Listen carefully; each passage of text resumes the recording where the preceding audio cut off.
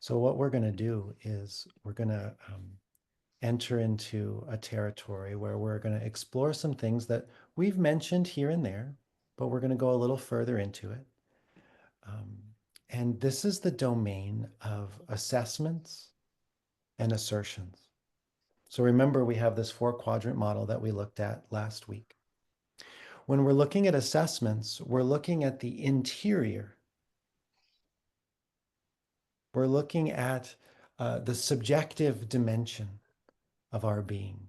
Assessments are ways that we describe our subjective experience, whereas assertions are objective.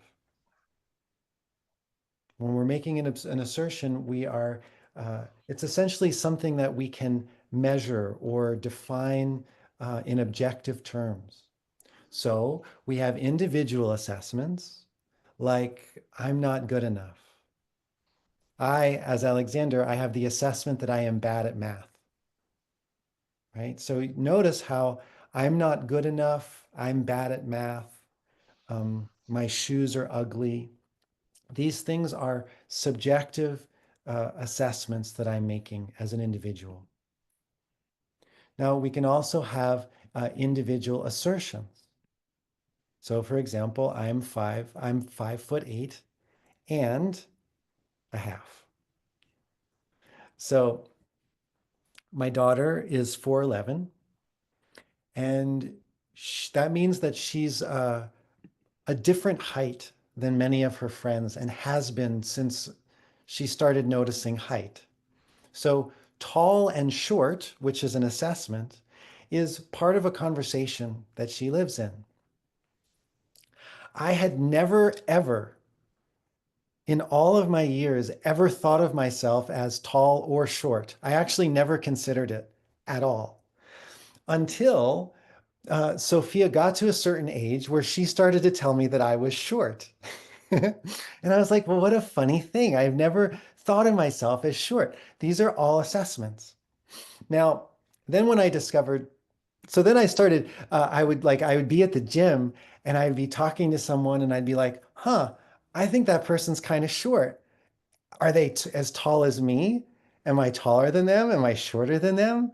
Trying to check out this assessment, like, wow, like maybe I am short. And so then I looked it up, and in the US, I'm short based on the average male height. But in Chile, I'm above average height. So there I'm tall. In the US, I'm short. In Chile, I'm tall. All of these are assessments. The assertion is I'm 5'8" and a half. Now, we can also have collective assessments or cultural assessments. These are things like real men don't cry. These are things that are not just an individual. We might experience these assessments as individual, but they're coming from the cultural drift that we're soaking in,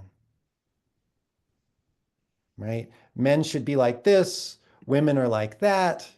Um, uh, Talking about spirituality is good, is bad. Talking about religion is good, is bad.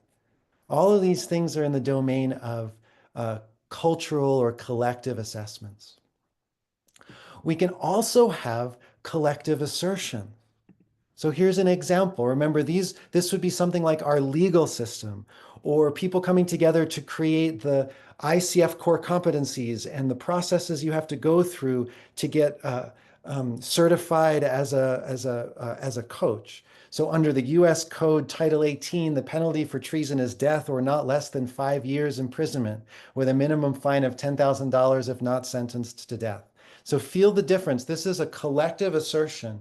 We've said, here are these objective parameters. If you do this, and we're going to look at evidence based on your behavior, we're going to look at evidence to determine whether you are found guilty or not guilty, or whether you are deemed competent or incompetent. And then there are these collective actions we will take. Okay, so we have this domain of assessments and assertions. And we now see that you can do this both individually and